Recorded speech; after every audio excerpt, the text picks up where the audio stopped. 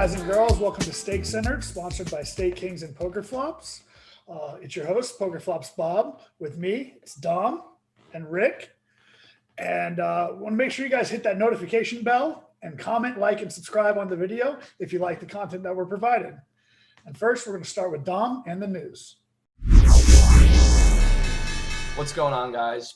All right, we're going to jump into a topic that me and Rick speak a lot about. It was Sunday. Rick was playing the Sunday high roller on Bros. There was 70 people left, and I started texting him positive. I spoke it into existence, Rick. I said, Rick, you're going to win. You're going to be 30K richer. You're going to do this. And what happened, Rick? Tell him what happened on Sunday. Yeah, you said it would take 30 minutes. It took more like 90 minutes, but I did find a victory in the Sunday high roller on Bros. Ship it. Yeah. And how much is that for, Rick?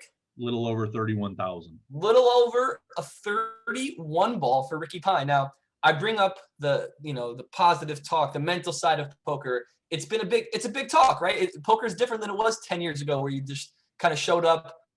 Most people maybe not in the best shape. You're out all night. That's the most, it's the common thing with poker now. We got Elliott Rowe. We got mental gurus. We got work out as much as you can. Rick, you've been thinking positive these days. Do you think it helped? I'm really, really skeptical when we start talking about positivity and stuff like that. I feel like people that are like, speaking to existence, that there's no science behind that. Previous to the WPT that I just had in Miami, where I finished 12th, I told you, and I didn't tell anyone else, that I was really focusing on a positive mindset, and that even at the table in between hands, I was thinking about, how I was going to, in a kind way, exploit all the different players at the table, breathing, working on those things. And then I had a very good tournament result there at the WPT. I actually did some breathing during this tournament. One of the breaks, I actually went inside and kind of stretched for a minute and got a water instead of just getting on my phone, which is funny because you're like texting me, you're like, don't go on social media on your phone. And I didn't even see that until I came back out, and I was already off of that. Discipline. I don't know if there's anything to it, but I've been trying to work on that aspect of my game, and the results are always good when I play poker. I feel like I'm due for like a 5-year downswing, just because I hadn't played that tournament like a year and a half, and to go on and ship it is just ridiculous. So I'm gonna ask Bob his thoughts, and just to kind of add to that, I think it's interesting what variance does, right? So for instance, like 12 weeks ago, or a little bit more than that now, I started working with Yves Dubois. I give him a shout out. He's been working with a lot of poker players. He's been, getting in shape. 12 weeks. He helps you. And at the same time, I started this workout plan. Now, I wasn't in bad shape before, but I wanted to get in better shape. I got in the best open face league, Chinese poker, for those who are not familiar, that I've ever been in, right? So if I didn't start working out and eating better, I probably still would have won money at poker, right? The two, just because I got in this league at the same time, I ended up, as I started working out, just crushing. And I think it's easy when that happens, right? When on the other side, where you like start working out and all of a sudden you start like a big downswing, and then you're just thinking to yourself, like, is it my energy that's zapped? Like your confidence gets swayed. Bob, what do we think about the whole daily routine, the mental side of poker? Where do we fall here? Well, see, I went through a phase where I was like staying up way too late. I was probably drinking a little bit too much. I wasn't fully focused the whole time. And results were kind of fine. And it was just whatever. And then, but lately, then I went on a little downer. And then lately, so I've been turning it around, like waking up early, like normal people hours at like 9 a.m., trying to get my circadian rhythm back to normal. And it's still kind of been a bit of a downer. I'm looking at it as like, I'm feeling better. So it's like, the results may not come yet, but I'm feeling much better than staying up all night, because there is like benefit to getting proper rest and being fully aware of what you're doing at all times.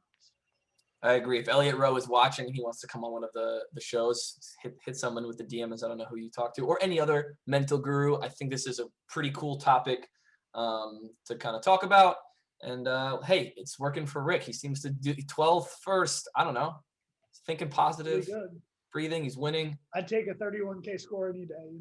He's doing it. He's not for nothing. I'm a little worried about this next WPT. Every other event, you can't think like that. Don't think like that. You're gonna win. See, there's the upper limit. We'll talk about that later, but don't think like that. Okay, you can win as much as you want. All right. Once I sat in, then he's gonna have to face me. So it's gonna be. Oh, that's true. Then he's done. Then I'm definitely catching.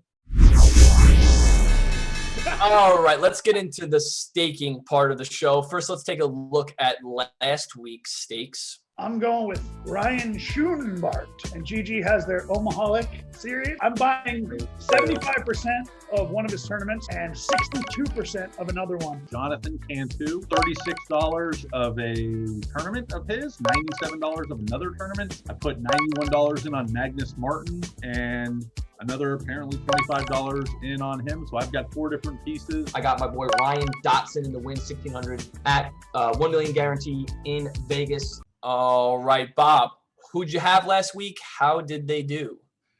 Had Ryan Schoenbart in the Omaholic, 2 Omaholic tournaments, no cash. No cash. Big X. Wow. I thought he was a favorite, selling at 1.8 markup, but we did not cash. You paid a premium to, right? Yeah, what you said, 1.8? I thought Schoenbart, he's the best Omaholic player in all of GG poker. It's just fact. Shocker. He did not get it done, huh? All right, who do you got? Who do you got this week? Can you rebound? This week, I'm going with Slayer V1 Joshua Hosel. He's playing in the Party Poker 300K big game for $2,650 buy-in. I'm buying 10%, $265. Already bought it. Let's get it done. Slayer fan. How'd you get that? That action usually sells quick. That's a good markup. No markup whatsoever. So that's a good buy on your end. Not really sure how you snagged that. That must have been an early wake up for you. You've been waking up early. That's what I said. I've been waking up early. I texted the group. I was like, nice. I got Slayer fan, man. We're ready to go. All right. Ricky Pine. I know you were busy winning tournaments yourself, but who'd you have last week and how did they do? In between winning tournaments, I had several of Brandon Cantu's little brother, Juventino Cantu. He did not cash in a couple of the smaller ones, but I did buy 62% of him in the $125 25K guaranteed on Party Poker. He found me a cash for $357 profit. And Magnus Martin, I had a good portion of him in a $55 PKO where he got me $19.95 back. The other didn't cash, but overall a profitable week. This week, I'm going back to the well, which is I had a talk with John Van Fleet, and I said, listen, you're not putting your stuff early enough for me to be able to purchase on Stake Kings. I need you to put it up. So he put it up. I have $259 for his 1,050 daily cooldown bullet number 3. He always gets to the 3rd bullet. And by the way, that sounds like insider trading there. Somehow you got some, both of you got like Slayer V1, John Van Vliet, it seems. By the way, can we confirm or deny that is Brandon Cantu's younger brother? I'm assuming it's not. It's not. Okay, I mean, we're not. It could be, but I'd be. It could be, but we assume not. Okay. Yeah. I'm just curious if he has a younger brother and if he's crushing poker and winning you money on staking. Yeah. All right. I had Mr. Ryan Dotson, who played the 1,600 at the win, which by the way looked like another great turnout from the poker Twitter world. But Ryan Dotson did not do it for me. I had a nice chunk of Ryan Dotson too, and couldn't find the cash for me, so that was a little upsetting. I'm gonna go to Christian Haspina this week. Somehow Punta Cana, how they're getting enough people for a $1,000 main event, God knows right now, but he's in it. He's selling at like 1.2 markup.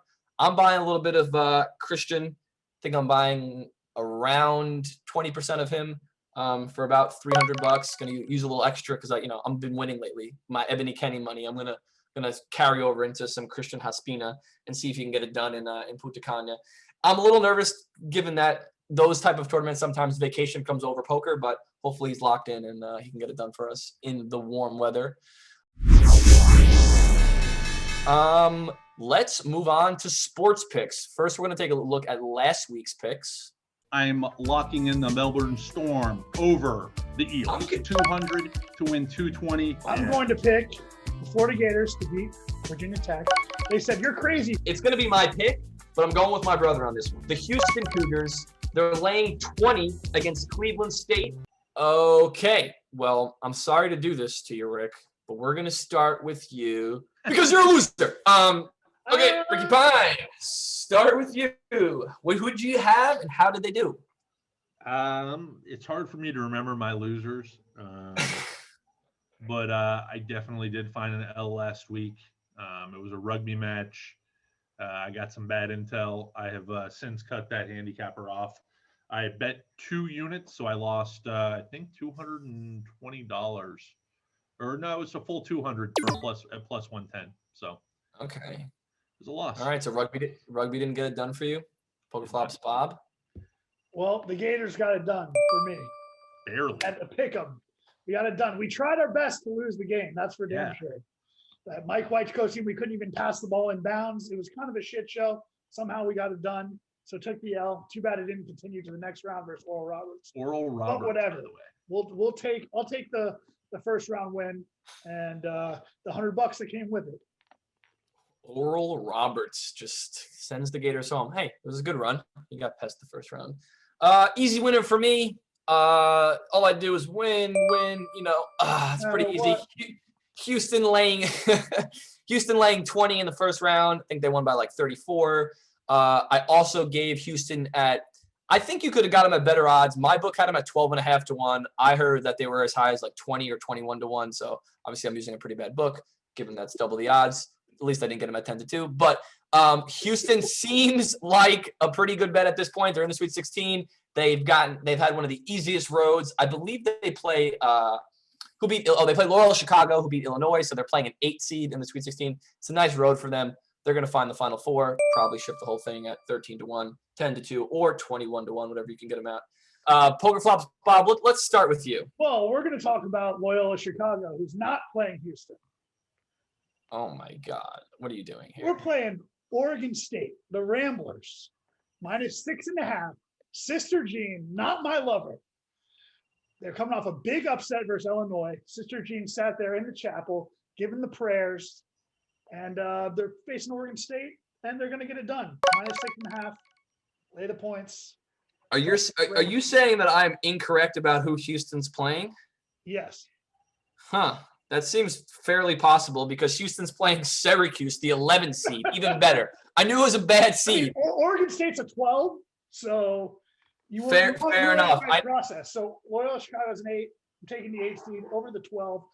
Oregon State came off an upset versus Tennessee. Tennessee sucked. So I like it. I did see one of the sharper DFS guys say that Loyola Chicago was one of the most disciplined teams he's ever seen. So that's good on your side, laying 6.5 against Oregon State. PokerFlops, Bob, I would assume it's usually a fade, but Bob's been hot with Florida, so let's give him a benefit of the doubt here for the second one. I'm staying with it. I think you double down on Houston, whatever they are right now in the Sweet 16, probably like 6 or 7 to 1. And we bet them against Syracuse laying 6. It's just going to be just the easiest ride. Houston, just like every episode, it's going to be like, I should have bet Houston. You know what Houston's like? Houston's like Bitcoin.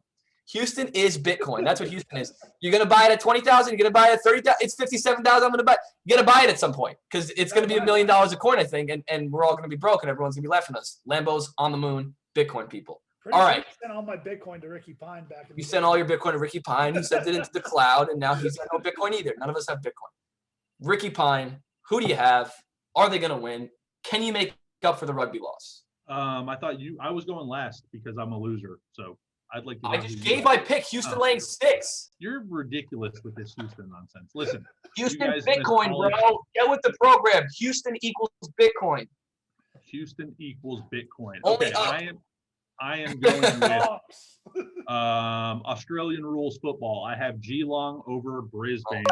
Okay, this line is -130, but the line opens up at -190. Okay, it gets bet down. Why does it get bet down? Well, as you guys probably know, or maybe you don't know, Geelong's best player, Patrick Dangerfield, he's going to be out for the next 3 games. He had to plead guilty to a rough conduct charge for a bump that actually broke another player on the Cow's nose. So he'll be missing the 3 games, okay? So this is an overreaction. This is mush money moving the line.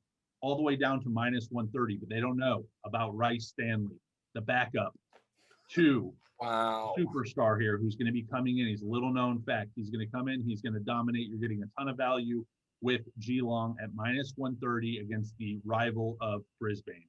Book it. Is this now? Sorry to confirm. Anything you just said. This is rugby. Is this rugby? This is Australian rules football. Australian. Oh, right. Okay, so rugby. Okay. All right. I mean, listen. It sounds like a fade to me, but Ricky Pine has been hot in the past, and it seems like a cold streak to be quite honest. I would go more towards the Houston and the Bitcoin only up, but Or the Ramblers, just trusting the Ramblers. Or the Ramblers. She's praying. Discipline on defense wins you NCAA tournaments and championships. I think someone said that. Maybe Bobby Knight. That'll do it. First, before we go, giveaway. Below, Discord, follow, like, subscribe, turn notifications on. Comment, like. Do the whole thing. Get in the Discord. The Discord seems to be popping off. If I wasn't so old and I didn't know how to figure out Discord, I'd be in the Discord. But I log on to Discord and there's so many fucking things happening. I don't know how to get in the Discord. But get in the Discord. Start talking to some people. Get in the giveaway. We're going to have a huge giveaway for our last. I think we're going to build it up for our last guest. Can't say who the guest is, but he's pretty well known in the poker world. He's an investigator. Say that. That's too much. All right. Like, subscribe. Comment, like, subscribe. Appreciate you watching. Out.